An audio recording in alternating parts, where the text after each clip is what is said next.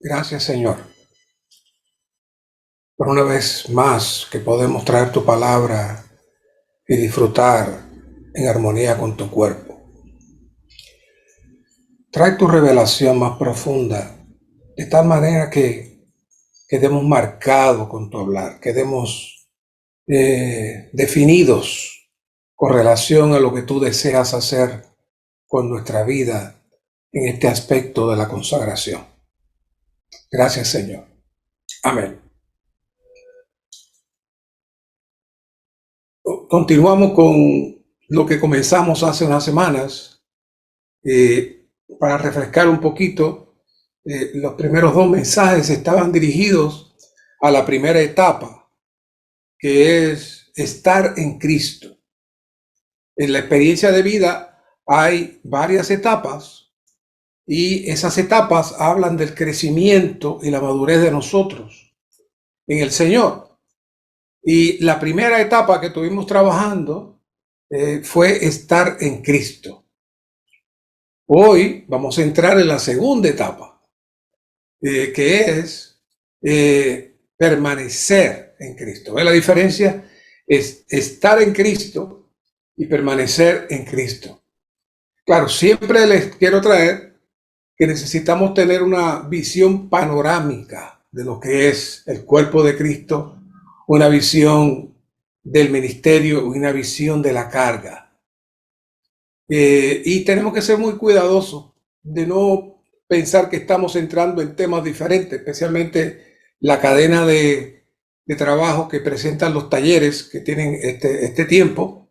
Puede dar la impresión que ustedes tienen muchos temas diferentes y con libros diferentes, pero el ministerio tiene una sola carga, una sola línea, que es la carga central de todo el deseo y el plan de Dios que corre en toda la Biblia. Así es que, aunque estemos hablando de algo en otra dirección, la meta, el resultado y el propósito siempre es el mismo. ¿Cuál es? El cumplimiento de la economía eterna de Dios. ¿Para qué? Para producir la realidad del cuerpo de Cristo, que tiene una consumación en la Nueva Jerusalén como la máxima expresión de la Iglesia Universal, que será la esposa de Cristo, que luego esa esposa viene a ser la Nueva Jerusalén que se presenta en Apocalipsis y que es la novia a la vez. Esa meta maravillosa que estamos moviéndonos, que estamos laborando, es la carga central que aparece en toda la Biblia y en todos los libros que podamos ver. Es lo grande y hermoso de poder participar en el recobro del Señor en este tiempo. No crean ustedes que los discípulos tenían una visión tan clara. Yo sé que muchos podemos pensar, si yo hubiese estado en los tiempos de Jesús, ahí viéndolo y oyéndolo hablar. ¡Qué maravilla! Bueno, en esos tiempos las cosas no estaban muy claras. El único que estaba claro y definido era el Señor.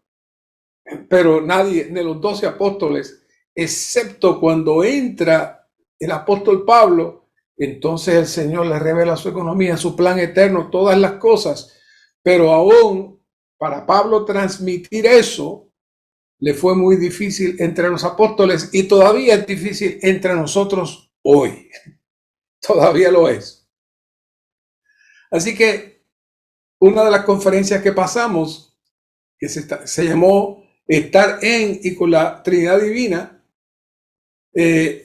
ahora básicamente estaremos entrando en la misma carga. Estar en Cristo y permanecer en Cristo. Estos son dos cosas diferentes, pero ambas tienen una relación con la vida de Cristo. Aunque los asuntos son diferentes, la aplicación es diferente, el elemento de la vida está presente. Así que estar en Cristo es que nosotros participamos de lo que Cristo es. Eso sería equivalente a estar en la Trinidad Divina y que somos uno con el Señor.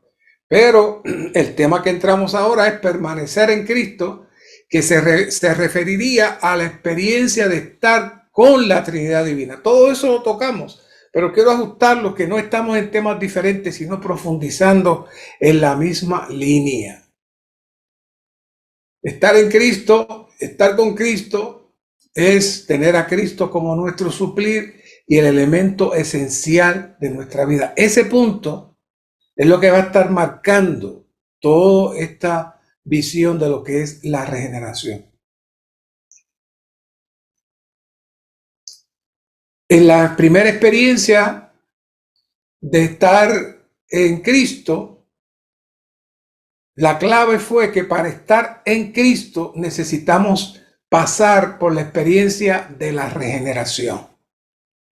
Y tocamos el tema del bautismo, tocamos el tema de Mateo 28, en donde allí no hay una fórmula, sino que nos está diciendo dónde entramos. ¿Dónde entramos? En Dios, en la Trinidad Divina, en el bautismo. Ahora, el otro punto, que es el que estamos trabajando hoy, es permanecer en Cristo. Y quizás usted se pregunte inmediatamente, ¿quiere decir que después que yo estoy en Cristo puede ser que no permanezca en Él? Sí.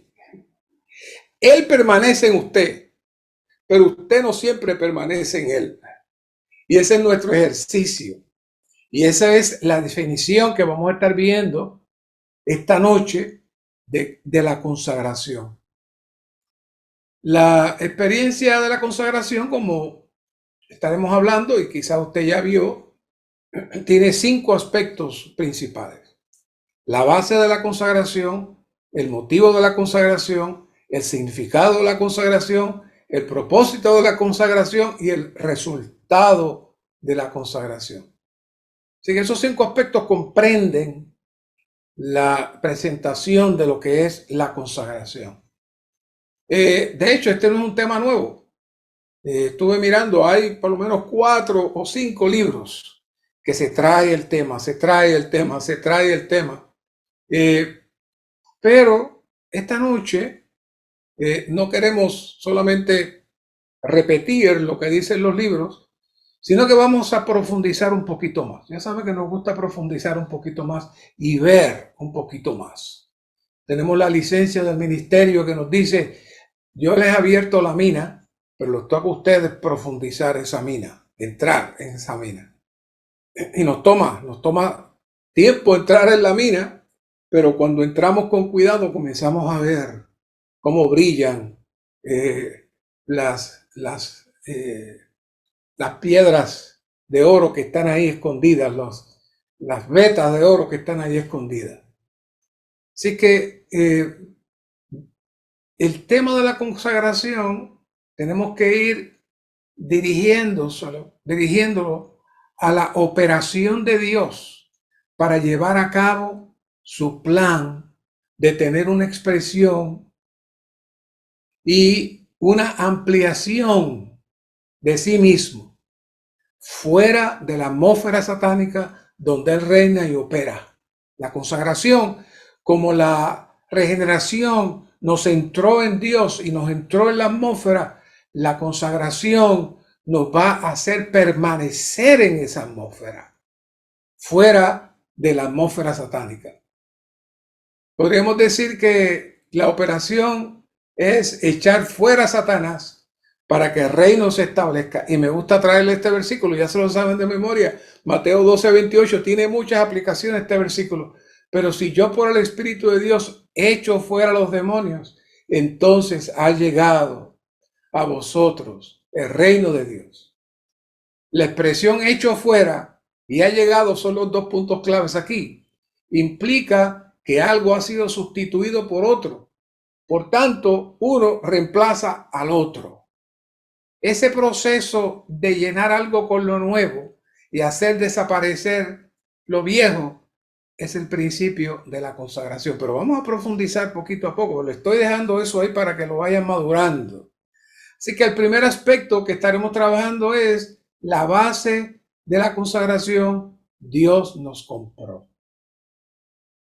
Fue muy hermoso para mí que desde que recibí al Señor hace unos añitos atrás, empecé a escuchar de este asunto de que el Señor pagó un precio por mí, que murió por mí, pero mientras más profundicé, mientras más entramos en esta revelación, algo fresco, algo hermoso salía de la Escritura y la apreciación de lo que sucedió allí se hizo real, viviente y hermosa.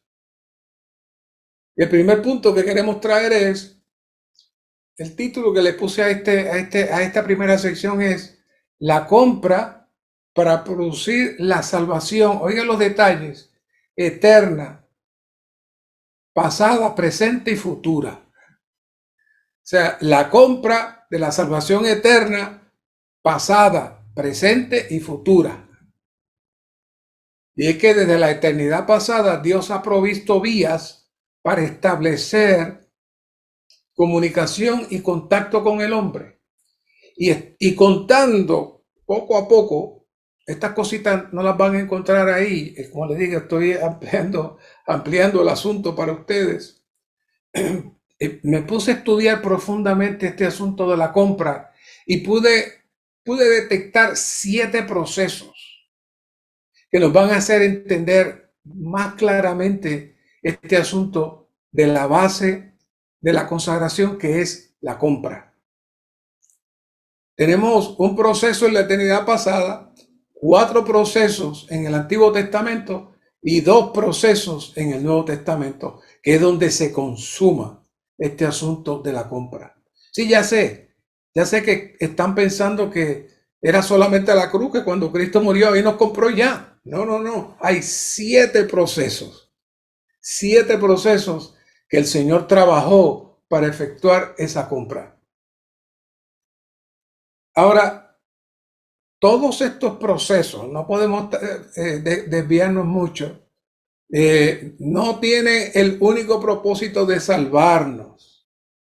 Esto no está centrado en nosotros, que es la tendencia. Y cuando hablamos de la consagración pensamos en nosotros, yo. No. Dios, la compra tiene un objetivo. Dios manifiesta su operación para que su economía pueda llevarse a cabo. Y hay una operación donde el Señor la transmite mediante su gracia. Lamentablemente, el cristianismo tradicional centra toda esta operación para el beneficio nuestro y no para el cumplimiento del plan y el deseo de Dios ante la rebelión satánica y la caída del hombre. Yo crecí dándole gracias al Señor por mi salvación y no está, es cierto, pero tenemos que entender que nosotros estamos aquí porque Dios nos amó, y vamos a ver eso más adelante, y también porque somos instrumentos útiles para su propósito. Así que no es que Dios dijo, no, que que pobre Mario lo voy a salvar para que no se vaya al infierno. Y ya. No, no, no. No, no. Esto es una operación. Hablamos de eso también un mensaje hace poco. Esto es una operación completa que tiene muchas partes. Y esa operación, dentro de esa operación está este elemento tan supuestamente conocido y tan mencionado por tantos, que es el proceso de la consagración. El primer proceso, son 7, y estamos en el primer punto, así que tengo que acelerarme porque me emociono mucho y podemos hablar muchas horas, no puedo. Primer proceso, nos bendijo, escogió y predestinó desde antes de la fundación del mundo. Efesios 1:3. Bendito sea el Dios y Padre de nuestro Señor Jesucristo, que nos bendijo con toda bendición espiritual en los lugares celestiales en Cristo. El 4 dice, según nos escogió en Él antes de la fundación del mundo, para que fuésemos santos y sin mancha delante de Él en amor, predestinándonos para filiación por medio de Jesucristo para sí mismo, según el beneplácito de su presencia. Todo eso fue el proceso para iniciar la compra. Nos bendijo, nos escogió, nos predestinó en Él. Bendijo, escogió y predestinó en Él antes de la fundación del mundo. Y más adelante vamos a hablar por qué nos escogió. Después hablamos de eso más adelante. En primera de Pedro 1:2 dice, escogidos según la presciencia, no la presencia, la presciencia de Dios. Tremenda palabra que Pedro trajo ahí. La presencia de Dios Padre en la santificación del Espíritu para la obediencia y la aspersión de la sangre de Jesucristo. Gracia y paz os sean multiplicadas. Y entonces, Génesis 3:21, y Jehová Dios hizo a Adán y a su mujer túnicas de pieles y los vistió. Así que todos esos pasos anteriores estuvo Dios moviéndose en su presencia, hasta que llegamos a Génesis 3:21. Primero, la rebelión satánica, y número 2, la caída del hombre. Así que debido a esa interrupción ocurre algo. Dios activa el segundo proceso, que es el que acabamos de leer. Primer proceso fue Dios nos elige, nos escoge, nos predestina, pero ahora, debido a la caída y debido a la rebelión satánica, Dios tiene que activar el segundo proceso. El segundo proceso fue la compra. La compra. Quizás todos pensemos que la muerte de Cristo y su sacrificio vicario ocurrió en Dios desde antes de la fundación del mundo.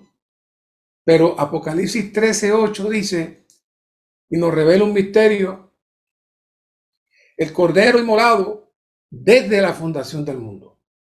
No dice desde antes de la fundación del mundo, sino desde la fundación del mundo. En primera de Pedro 1:20 se nos dice, ya conocido desde antes de la fundación del mundo, pero manifestado en los postreros tiempos por amor de vosotros.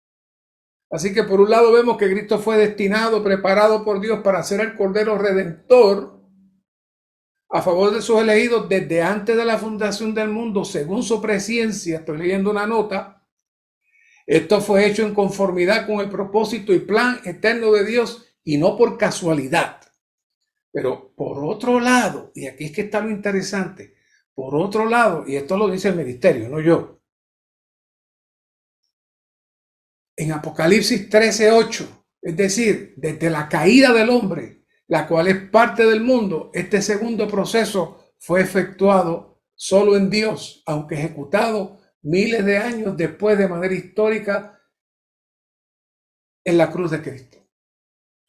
Es decir, Según Pedro, conforme a la perspectiva eterna de Dios, Cristo fue inmolado desde la fundación del mundo. En el estudio de vida de Pedro se cita esto: conforme a la perspectiva eterna de Dios, Cristo fue inmolado desde la fundación del mundo. ¿Cuándo fue la fundación del mundo? En los tiempos de Adán. ¿Cuándo se activó? ¿Cuándo se activó la inmolación de Cristo? Cuando Adán pecó, y entonces el Señor los viste con las pieles. Es decir, que el proceso de Adán nos lleva entonces al tercer proceso. Primer proceso, nos escoge, nos elige, nos predestina. Segundo proceso, Dios activa la compra en Él. Dios finaliza la compra en Él. No 2000, 3000, 4000 años después, no, en Él. ¿Para qué? Para entrar entonces en el tercer proceso. En el versículo que ya les leí. Y Jehová Dios hizo a Adán y a su mujer túnicas de pieles y los vistió. Cuando Él hace eso, ya en Él se había activado la compra. Las pieles de cordero, dice la nota, sacrificados era en sustitución de los pecaminosos Adán y Eva, con derramamiento de sangre para perdón de pecados. Que Dios matara a los corderos es una sombra que anuncia la muerte vicaria de Cristo como Cordero de Dios y el derramamiento de su preciosa sangre para efectuar la redención, en base a lo cual Dios justifica a los pecadores que creen. Que Dios vistiera a Adán y a su esposa con túnicas de pieles significa que Dios los justificó por medio de su fe. Esas túnicas tipifican a Cristo como la justicia de Dios que nos cubre para poder ser justificados por Él. Tales prendas fueron hechas por Dios y reemplazaron las hojas de higuera que Adán cosió para cubrirse. Así que ya vimos que fuimos elegidos, escogidos, elegidos, predestinados desde antes de la fundación del mundo. No obstante, Cristo fue inmolado en el momento de la caída desde la fundación del mundo. ¿Qué hizo el Señor? Dios activó en Él el sacrificio de Cristo para entonces producir una sombra con valor eterno para poder tener contacto con el hombre, para poder entonces justificar al hombre por fe y poder mantener una relación con Él. Así que quizás no hemos presentado mucha atención a este suceso, pero aquí es donde el poder de la compra le da peso a toda la operación remediativa de Dios en la tierra.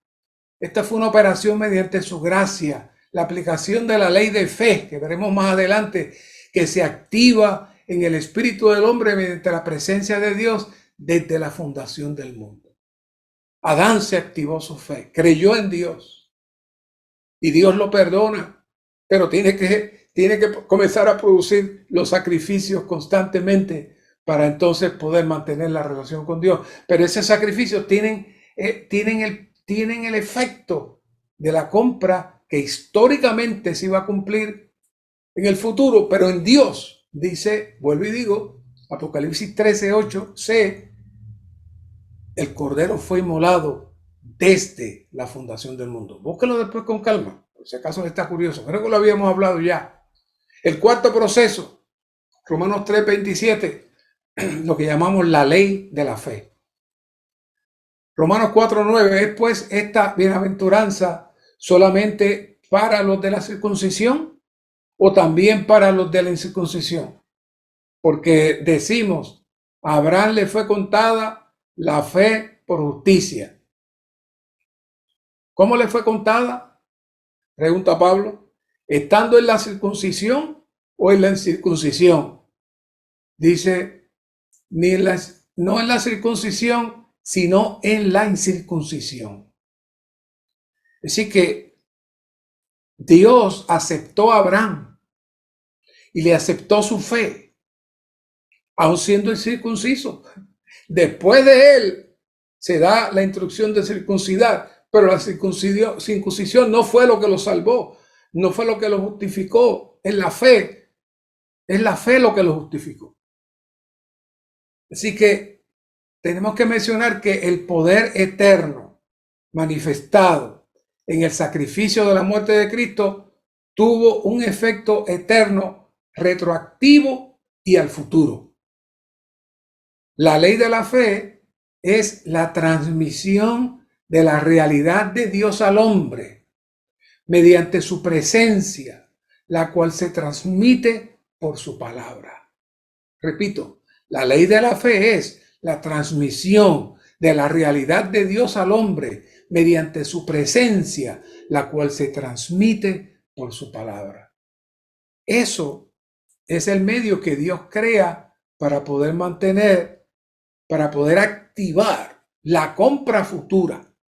Por eso es que en Hebreos se habla tanto de que de tantos que fueron justificados por la fe, y hablan de toda la lista de aquellos que creyeron por fe y fueron justificados. Y uno dice, ¿cómo fueron justificados? Cristo no había muerto. Ah, la compra estaba activada y la fe Dios se la contó por justicia. ¿Qué les parece? Una maravilla. Una maravilla. El punto es que en el Antiguo Testamento el hombre aún no participaba de la realidad de Dios dentro de él, pero sí podía recibir el suministro divino mediante su presencia externa y la palabra. Dios se presentaba y le hablaba y recibía un suministro. Era la vestimenta externa del Espíritu. Era el plezó, que luego se menciona en el Nuevo Testamento. Dios trabajaba con los antiguos únicamente con el plezó, no trabajaba con el pleró, que era el que está dentro de nosotros. Así que mediante este principio podemos comprender más ampliamente el alcance, la seriedad, la profundidad de la compra. Así que comenzando con Adán y Eva, después de activar el sacrificio eterno en la cruz, Dios pudo activar en ellos su fe en la operación de Dios mediante su hablar. Les cubrió externamente, fueron vestidos como anticipo de la redención. Así que este principio de la ley de fe, que no sé si lo habían notado antes, es que por este principio podemos ver y entender toda la presentación de la fe que aparece ahí en Hebreos 11, que siempre yo me preguntaba, pero sea bien que por la fe, tanta gente por la fe, pero es que ¿cómo fueron salvos? Bueno, esta operación de la fe estaba sustentada bajo la compra que se había efectuado ya en la presencia de Dios. Así que esta cuestión, este asunto de la compra no es tan sencillo y simple como que Él murió por nosotros y le amamos y qué bueno. No, no, no, no. Es mucho más profundo. Y necesitamos valorar esa muerte de Cristo eterna, con valor al pasado y valor al futuro, pero iniciada en Dios desde la fundación del mundo.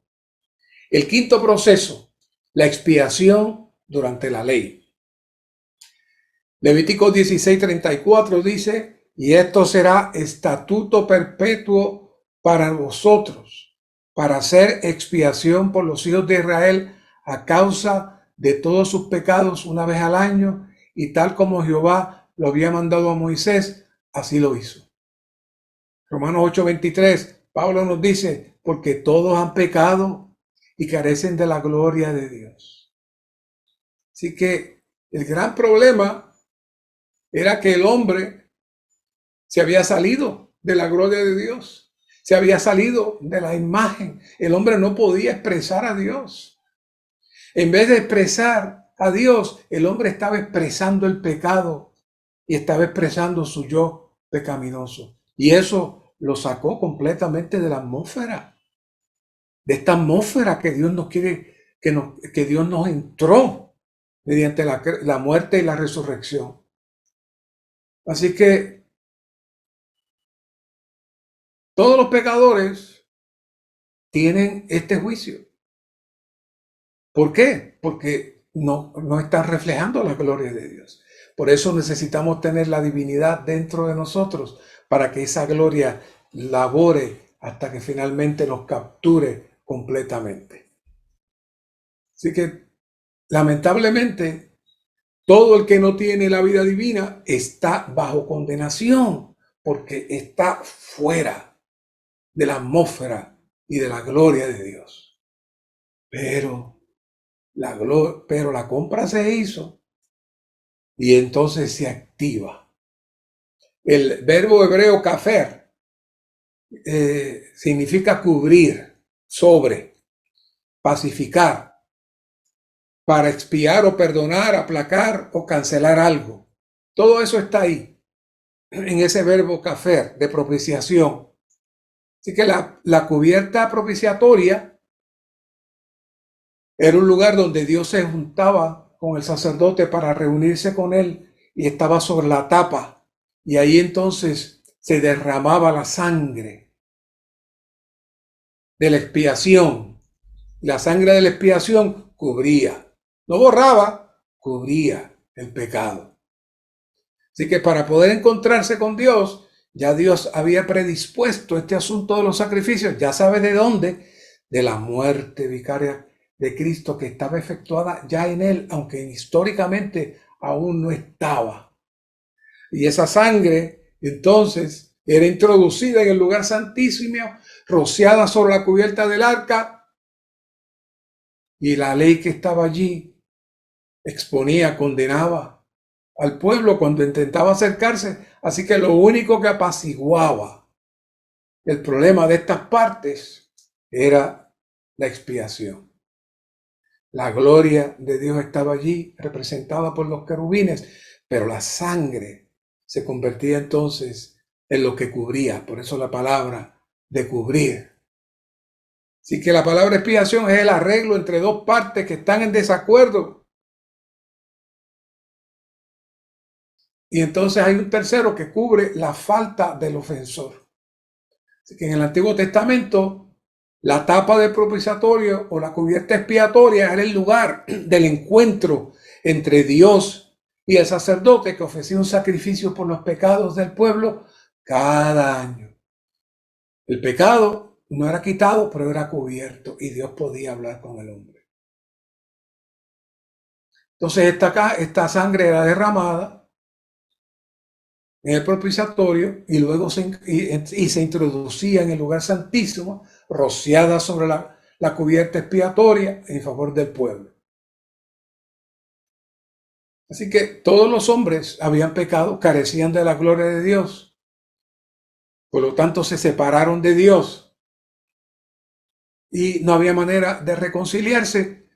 Para eso entonces Dios produce este asunto de la sangre expiatoria rociada sobre la cubierta del arca que satisfacía los justos requisitos de Dios y permitía que el hombre pudiera acercarse y pudiera tener comunión con Dios.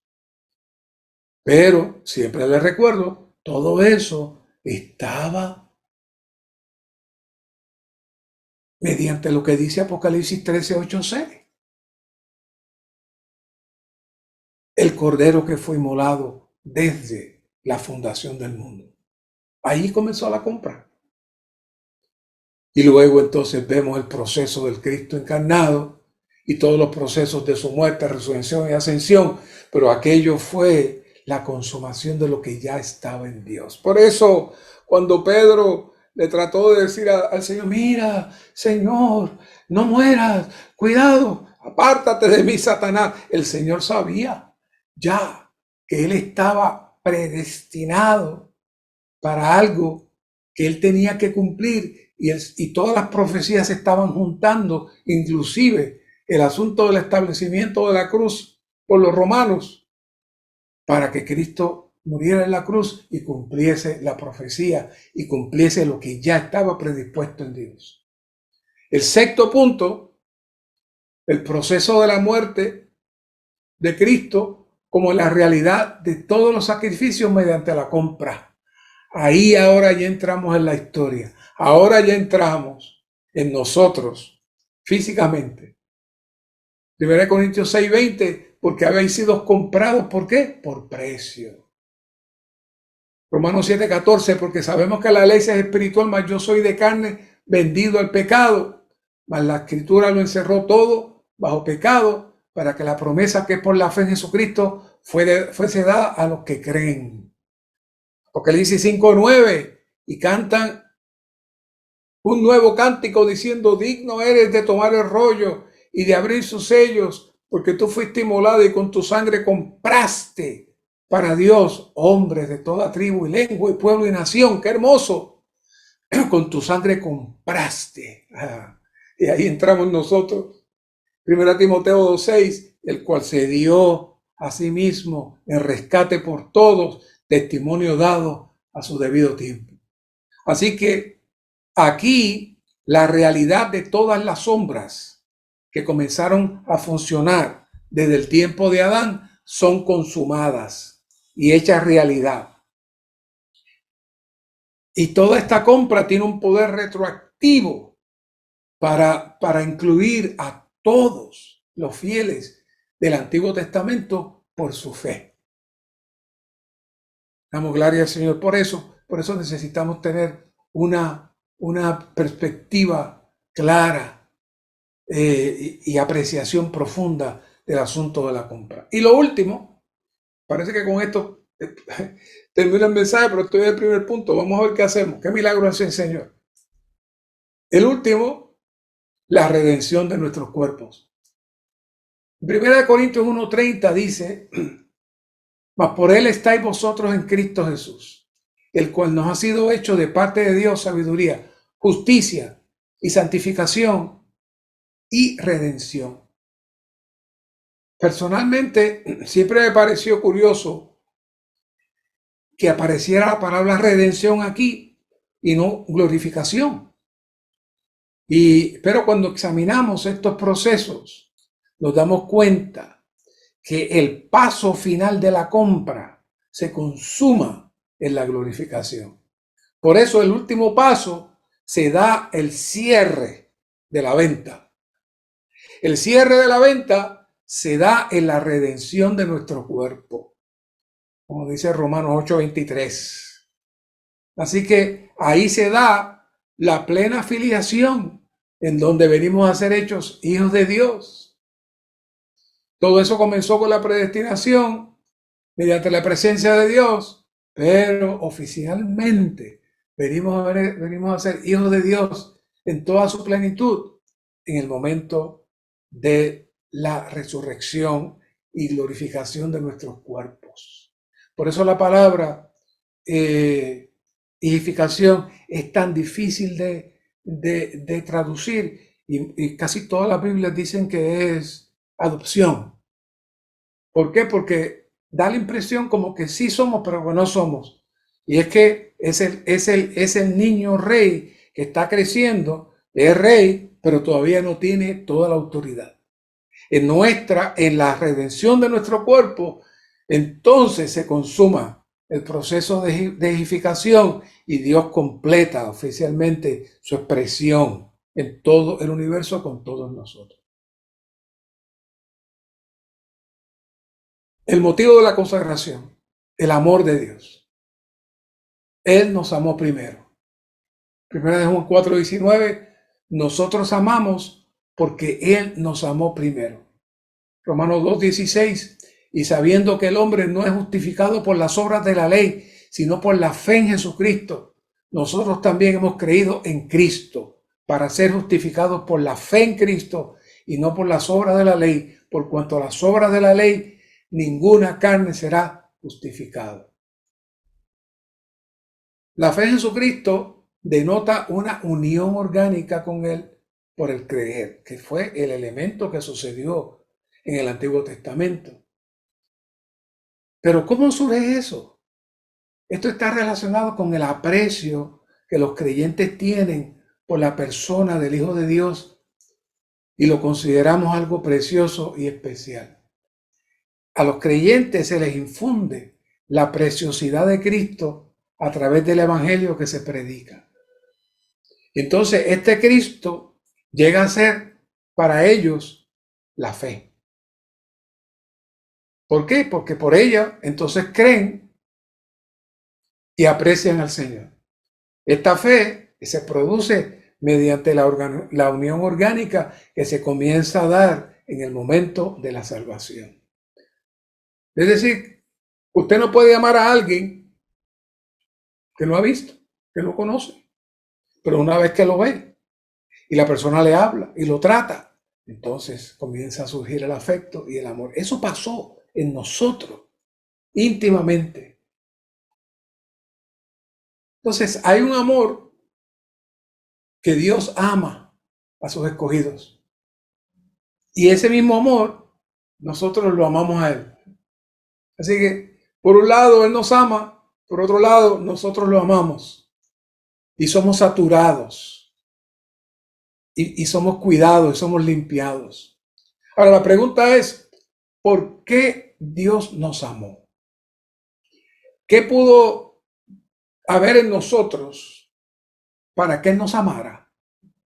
Si miramos otra vez Efesios 1:4, donde dice, según nos escogió en Él antes de la fundación del mundo, para que fuésemos santos y sin manchas delante de Él en amor. ¿Sabes? El santo querido que me escuchas, los que están aquí, los que me estarán escuchando posteriormente cuando escuchen el mensaje, si estamos aquí, es que fuimos escogidos por Él antes de la fundación del mundo. Él nos escogió, ¿sabe por qué? Porque vio nuestro corazón y vio que teníamos la capacidad de amarle. ¿Qué le parece? Él no nos escogió porque dijo, este sí, este no, aquel no, este feo, este bonito. No, no, no, no, no. Él estaba mirando nuestro corazón y vio que teníamos la capacidad de amarle. Teníamos la capacidad de amarle. ¿Y cómo yo pruebo que Dios es la manera que Él trabaja eso? Algunos versículos, tengo muchos, pero no tengo tiempo. Primero de Reyes 8:39, óyelo tú en los cielos, tu morada y perdona, actúa y da a cada uno conforme a todos sus caminos, cuyo corazón tú conoces, porque tú conoces el corazón de todos los hijos de los hombres.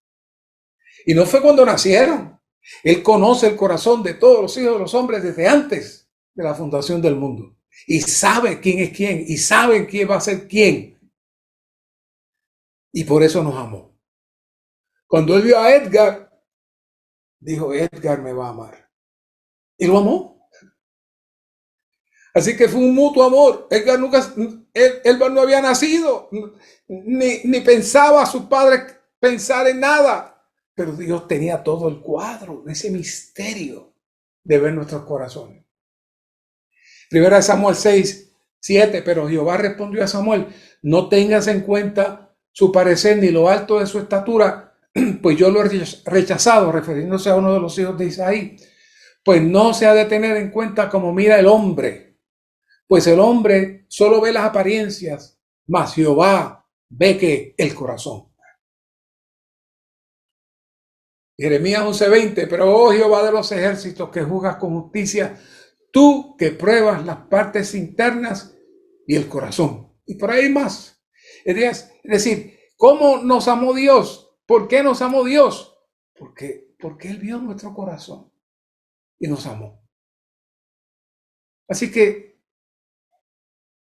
la consagración nuestra surge y se mueve en esa relación mutua de amor entre estas dos personas, el Dios triuno, que está en nosotros operando, laborando, creando en nosotros, infundiendo la fe de Jesús, por la cual creemos. Y ahora nosotros tenemos esa relación real con esta persona, con este Cristo que nos llevó a su realidad y ahora es real en nosotros y ahora el amor de Él entra en nosotros y el amor nuestro lo honra a Él y eso hace que surge el deseo de darnos por Él. Punto 3. El significado de la consagración, ser un sacrificio. Y aquí pongan cuidado lo que voy diciendo, como no tengo mucho tiempo, pero voy a tratar de traerle, tengan mucho cuidado lo que estoy diciendo. Cuando alguien ve la base de la consagración y tiene también el motivo de la misma, está dispuesto a consagrarse a Dios. Entonces la pregunta es, ¿qué es entonces la consagración? ¿Cuál es el significado de la consagración? Romanos 12:1 dice, así que hermanos, os ruego por la misericordia de Dios que presentéis vuestros cuerpos en sacrificio vivo. Este versículo nos muestra que el significado de la consagración es ser un sacrificio. Ahora, ¿qué significa la frase ser un sacrificio? ¿Qué es un sacrificio? Cada vez que una cosa es separada de su posición y uso original y es puesta en el altar de Dios específicamente para Él, entonces esta viene a ser un sacrificio. En el Antiguo Testamento los hombres ofrecían bueyes, carneros como sacrificio. El buey originalmente vivía en el corral y era utilizado para arar al campo, arrastraba carretas, pero después que era traído al altar hubo un cambio de posición. Así que era degollado, colocado en el altar, consumido por el fuego para hacer olor fragante para Dios. Esto era un cambio de uso. A mí no me gustaba para nada esta definición de la consagración, de cuando era jovencito. Yo decía, eso no me suena muy agradable, ese proceso, porque estas definiciones que el ministerio está trayendo están hace muchos años, no es algo nuevo, esto lleva muchos años, pero uno como que no podía entender este asunto. Por eso, cuando miramos más profundamente y definimos más en detalle este asunto de la consagración, vamos a tener esta noche una perspectiva más profunda. Si vemos solamente el tema del sacrificio y de la matanza y de la ceniza, como que dentro de uno como que no le da mucho ánimo de entrar en eso. Pero vamos a encontrar un paralelo en Romanos 6:13b y el versículo de 12:1. Romanos 6:13b, si no presentaos vosotros mismos a Dios como vivos de entre los muertos y vuestros miembros a Dios como armas de justicia. Y el que leímos, 12:1, así que hermanos, exhorto por las compasiones de Dios que presentéis vuestros cuerpos en sacrificio vivo, santo, agradable a Dios, que es vuestro culto racional. Presentarnos a nosotros mismos y nuestros miembros a Dios es el resultado de haber visto que hemos sido crucificados con Cristo y resucitados con Él. Y también es el resultado de considerarnos muertos al pecado y vivos para Dios conforme a estos hechos. Aquí el término sacrificio nos dice que en el contrario al sacrificio del toro o de los animales, ellos se presentaban muertos. Pero en nuestro caso, en nuestros sacrificios, nosotros lo presentamos vivo porque nosotros morimos y resucitamos en resurrección. Así que este sacrificio no es como lo del Antiguo Testamento, que los inmolaban y ahí se quedaba. Este sacrificio nos resucita, nos separa de todas las cosas y asuntos y en cierta medida estamos muertos porque hemos renunciado a todo lo que el mundo da y a todas las cosas que el mundo nos ofrece, pero por otro lado estamos vivos para Dios. Así que esta es una presentación diferente, porque el toro no tenía opción, lo mataban y ya. En nuestro caso, nosotros morimos, pero fuimos resucitados en Él. Pero ahora fuimos muertos para lo que es el mundo y el pecado, y ahora vivimos para Él. Por eso este sacrificio tiene una dimensión mucho más hermosa que inclusive el anterior. Así que tenemos que decir, por otro lado, que este asunto de la consagración no es algo automático, no es algo que llega de momento, no. Primero, tenemos que entender que tenemos que entrar en la esfera de la crucifixión en su resurrección. Y luego, como sacrificio vivo, entramos también en la muerte y ahora somos un sacrificio vivo por la resurrección, separado del mundo y de todas las cosas profanas. Entonces la pregunta es, ¿cuándo ocurre la consagración? ¿Cuándo nos entregamos a Dios sin haber pasado por el vivir práctico y real en nuestro diario vivir de la muerte, resurrección y ser apartado completamente del mundo, del pecado, de todas las cosas profanas? ¿Cuándo hacemos eso? ¿Tenemos que pasar por todo eso y nos consagramos? ¿O nos consagramos y después pasamos por todo eso? Bueno, la consagración no tiene ninguna validez hasta que el Señor haya laborado en nosotros. El toro no podía llegar allí, el sacerdote, y decirle al Señor, mira, ahí está el toro, está todo sucio, está todavía vivo, tiene los cuernos, tiene todo, te lo presento. El Señor dice, no. Tienen que matarlo, tienen que limpiarlo, tienen que sacar sus partes internas, tienen entonces que ponerlo al fuego. Y cuando se ponga al fuego y suba, se convierte en olor fragante, y cuando se haga ceniza, ahí se consumó la consagración.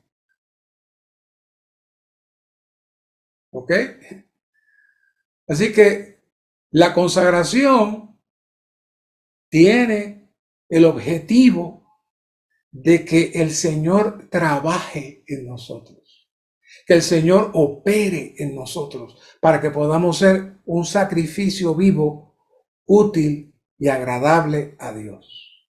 No es algo automático, pero sigamos adelante. El propósito de la consagración, trabajar para Dios. Para poder trabajar para Dios, primero debemos permitir que Dios trabaje en nosotros. Solo podemos trabajar para Dios en el grado que permitamos que Dios trabaje. El punto anterior es una consecuencia de este también, están amarrados. Como vimos, la consagración no es solamente un acto externo, no es que usted se pone de rodillas, levanta las manos y dice, bueno, proclamo que desde este momento yo me consagro. No, Dios necesita laborar en nosotros para que se produzca una consagración que Él pueda recibir. Volviendo al toro, si el toro llegaba allí todo sucio, sin matar, Dios no lo puede. Eso no era que el toro estaba consagrado. El toro, porque estuviera allí para Dios, no estaba consagrado. Lo que había era una promesa para que Dios lo recibiera, pero la consagración se consuma después que Dios trabaja en nosotros. Entonces somos útiles para Dios.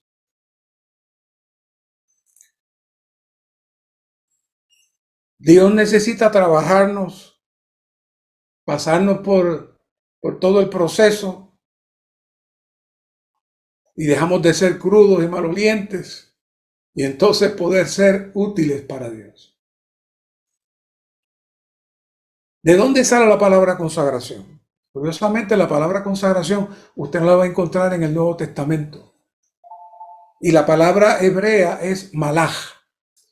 Y es la que realmente nos va a descubrir en esta noche lo que significa la consagración. La palabra malach significa llenar completamente.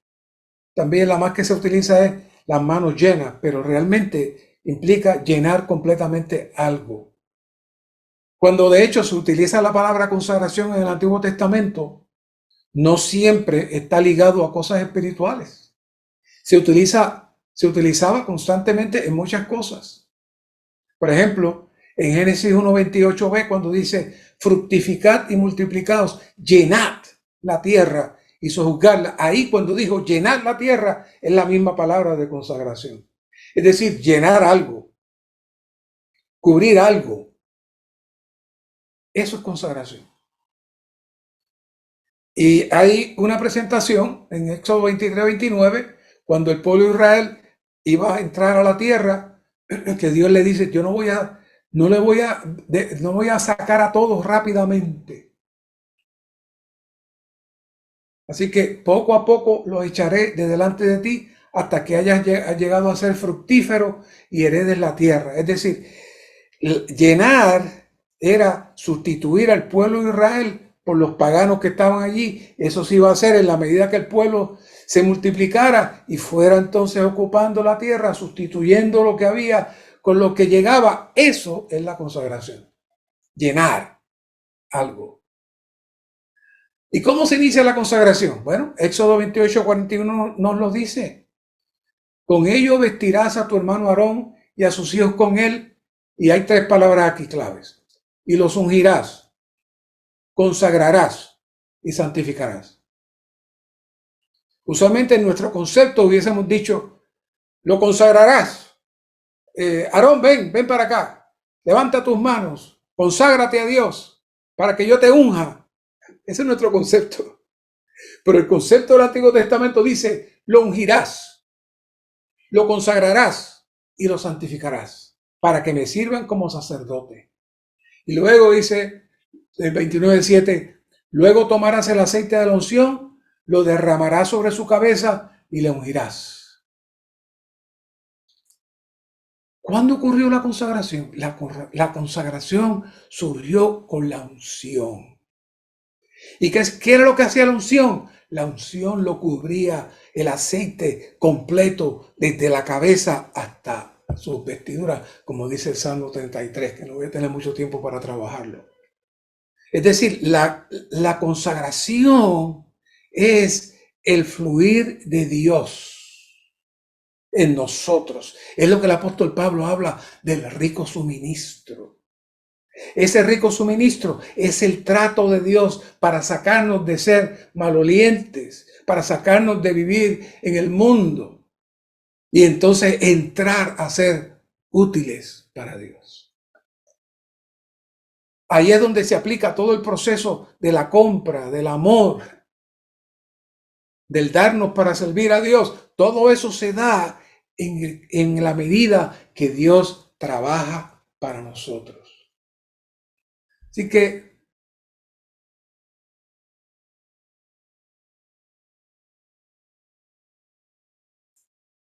Dios en Cristo desea aplicarse a nosotros como el Espíritu compuesto que cambia nuestra función y nos separa y nos transforma para el disfrute de Dios.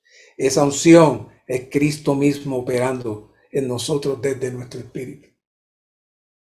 Así que pensar, y ese es nuestro concepto, todos lo tenemos, pensar que la consagración es un simple acto de confesión inicial, de prometer consagrarnos, eso es muy simple.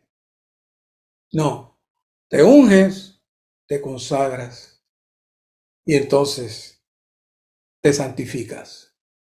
La unción está trabajando dentro de nosotros cuando dice para que Cristo haga su hogar en nuestros corazones. ¿Qué es eso? Eso es el fluir del Señor que está trabajando todavía en nosotros. El aceite entró, pero todavía hay ciertas áreas que la mantienen tapado y no permiten avanzar. Es lo que hablamos en 7 mensajes sobre el entrenamiento y perfeccionamiento de las cosas que impiden el crecimiento en vida. ¿Se acuerdan?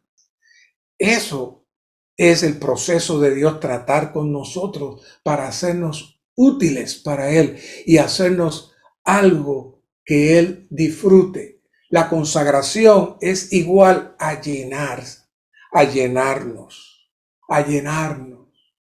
La consagración es la aplicación de la economía de Dios en su proceso de impartirse en nosotros hasta que seamos completamente cubiertos y saturados por Él. Eso es la consagración. La unción es Cristo siendo aplicado a nosotros, como la unción, la cual es similar al sacerdote y el aceite que se derrama sobre la cabeza. Salmos 133:2. Es como el aceite fino sobre la cabeza, el cual descendió sobre la barba de Aarón, que bajó hasta el borde de sus vestiduras. ¿Qué era eso? Era el proceso de la consagración. Es el proceso de llenar, de cubrir, de sustituir una cosa por la otra. Si se acuerdan lo que dije al principio, sacar los demonios y que entre el reino. Esa es la consagración. Este ungüento representa ¿qué? El Dios triuno, que mediante la encarnación de Cristo, su crucifixión y su resurrección, pasó por un proceso y logró su consumación para llegar a ser el Espíritu compuesto y todo inclusivo, capaz de llegar hasta su pueblo escogido, redimido, y ungirlo consigo mismo, para hacerlo uno con él mismo y hacernos uno en su expresión. Ese es la consagración. Tal ungir es el mover en nosotros, es el Espíritu compuesto que está operando, que se está moviendo, que nos está alcanzando. Pensar que la consagración es algo tan simple como una promesa, realmente nos quedamos cortos y necesitamos realmente decir: Señor, yo necesito que tú me cubras completamente, que me llenes completamente, que me satures completamente. Esa es la oración nuestra diaria. La oración nuestra diaria. Éxodo 28, 41 otra vez. Los ungirás, los consagrarás y los santificarás. Ese orden no se puede violar. Ese orden no se puede quitar.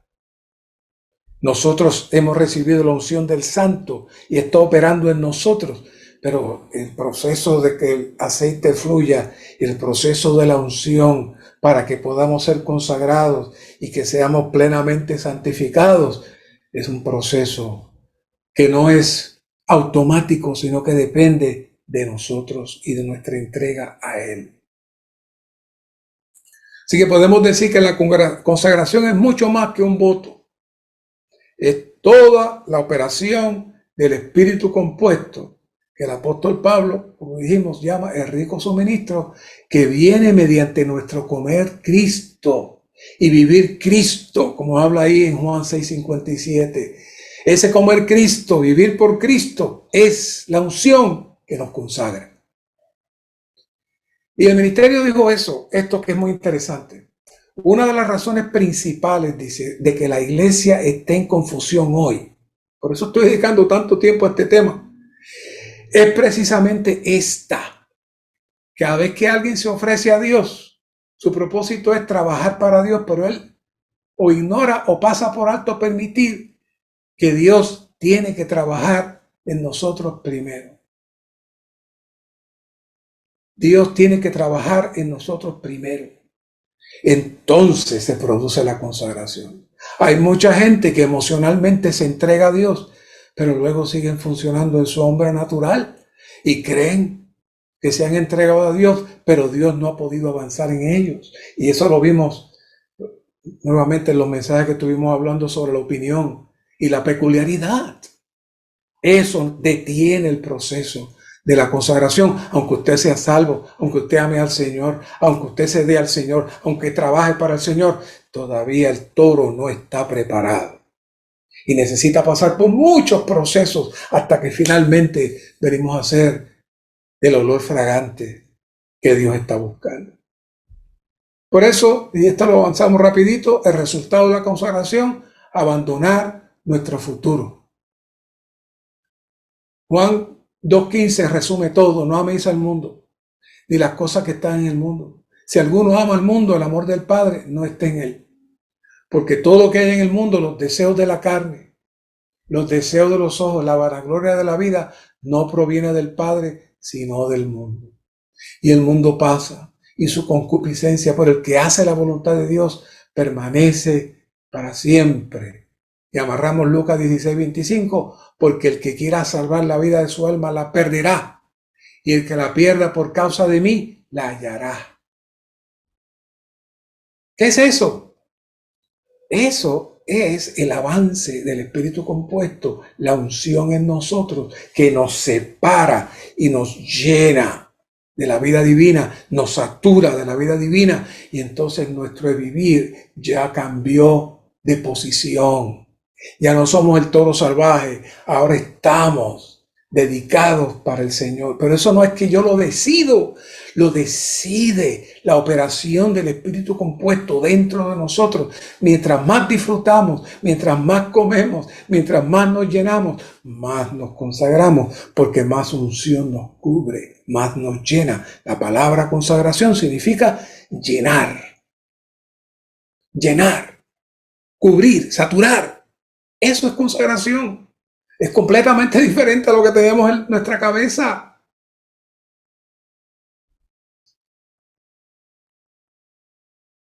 Hay una referencia, y con esto termino leyendo esta referencia que habla ahí en la experiencia de vida.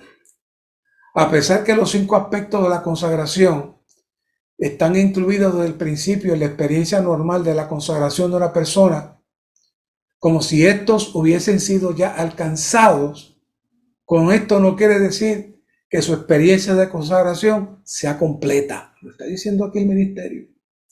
Esta apenas ha comenzado. Es simplemente entrar por la puerta. Todavía hay un camino largo por delante, el cual debe andar. En la senda de la consagración, consecuentemente, debemos ser firmes en nuestra consagración en todo ambiente, y debemos practicar nuestra consagración en cada asunto, y en toda oportunidad debemos consagrarnos de nuevo en una forma fresca. Haciendo esto podemos ir adelante en la senda de la consagración. Ahora, ¿qué es esto de consagrarnos de nuevo? No es que usted diga, Señor, me consagro otra vez, ya caí, bueno, consagrarme otra vez. Esa no es consagrarse de nuevo. Consagrarse de nuevo es disfrutar al Señor. Cada mañana, cada vez que usted disfruta al Señor, entra a disfrutar al Señor, entra en la palabra, entra a confesar sus pecados. Esa es la consagración. Usted no tiene que decir la palabra consagración para nada. Una vez que usted entra en esa dimensión que el aceite fluye y automáticamente eso lo llena, esa es la consagración. Usted puede decir me consagro, pero no se va a consagrar porque eso no mueve nada. Lo que mueve es el aceite, es la unción, que es el Dios que está fluyendo dentro de nosotros. Nosotros no podemos hacer nada. Usted no se puede hacer nada. La fe es el Señor mismo el que la pone, y la fe es Dios creyendo en nosotros.